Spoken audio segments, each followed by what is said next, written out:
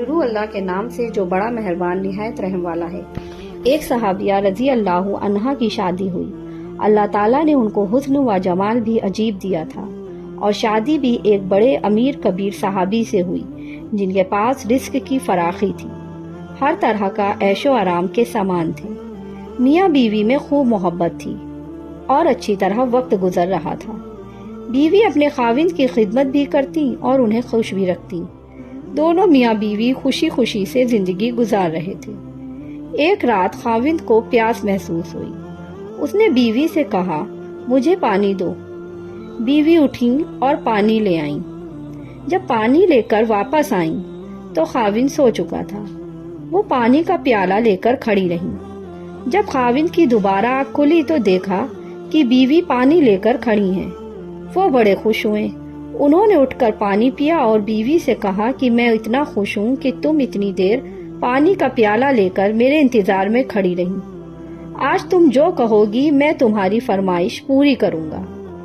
جب خاوند نے یہ کہا تو بیوی کہنے لگی، کیا آپ اپنی بات میں پکے ہیں کہ میں جو کہوں گی آپ پوری کریں گے؟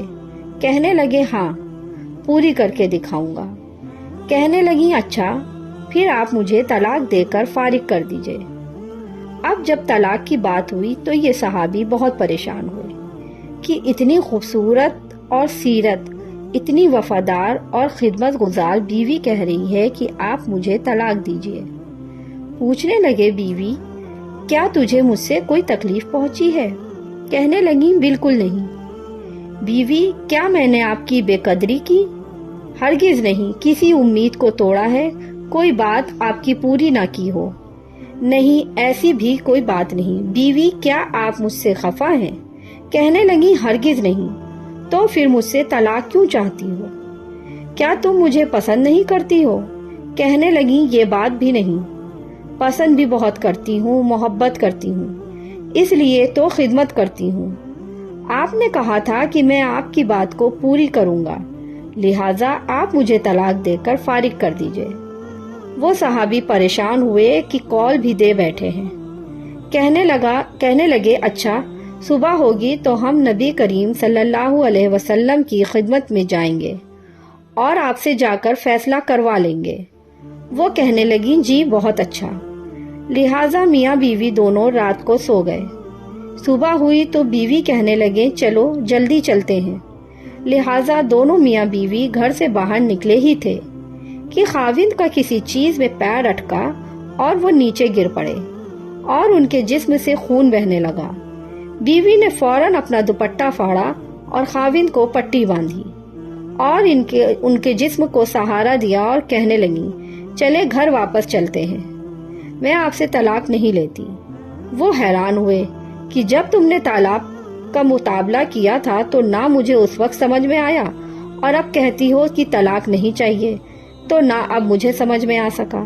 کہنے لگیں، گھر تشریف لے چلیں، وہاں جا کر میں آپ کو سب بتا دوں گی۔ گھر جا کر بیٹھے تو کہنے لگے، مجھے بتاؤ تو صحیح، کیا بات ہے؟ کہنے لگیں، آپ نے کچھ دن پہلے نبی کریم صلی اللہ علیہ وسلم کی حدیث سنائی تھی کہ جس بندے سے اللہ رب العزت محبت کرتے ہیں اس بندے کے اوپر اس طرح پریشانیاں آتی ہیں کہ جس طرح پانی اونچائی سے ڈھلان کی طرف جایا کرتا ہے۔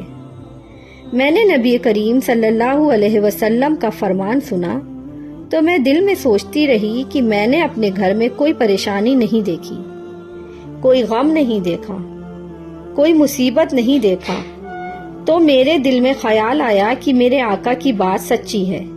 ایسا تو نہیں کہ میرے خاوند کے ایمان میں فرق ہو، میرے خاوند کے اعمال میں فرق ہو۔ میرے خاوند سے اگر پروردگار کو محبت نہیں تو میں اس بندے کی کیا خدمت کروں گی؟ اس لیے جب آپ نے کہا کہ میں تمہاری بات پوری کروں گا تو میں نے کہا تھا کہ میں اس بندے سے طلاق چاہتی ہوں جس سے میرا پروردگار محبت نہیں کرتا۔ پھر جب ہم حضور صلی اللہ علیہ وسلم کی خدمت میں علم حاصل کرنے جا رہے تھے، یہ اللہ کا راستہ تھا، آپ گرے اور خون نکلا تو میں فوراً سمجھ گئی کہ اللہ کے راستے کا غم پہنچا ہے، مصیبت پہنچی ہے، تکلیف پہنچی۔ یقیناً اللہ تعالیٰ کو آپ سے پیار ہے اور اللہ تعالیٰ نے آپ کو اپنی ناراضگی کی وجہ سے خوشیاں نہیں دی ہوئی، بلکہ اللہ تعالیٰ کو آپ سے محبت ہے۔ اب مجھے طلاق لینے کی کوئی ضرورت نہیں، اس لیے میں ساری زندگی آپ کی خادمہ بن کر آپ کی خدمت کیا کروں گی۔ سبحان اللہ! اسلام سے پہلے عورتوں کی زندگی کیسی تھی؟ دوستو، اگر آپ کو ہماری یہ پوسٹ پسند آئی ہو تو برائے مہربانی پوسٹ کو شیئر کریں اور ویڈیو کو لائک اور چینل کو سبسکرائب ضرور کیجیے گا۔ اللہ حافظ۔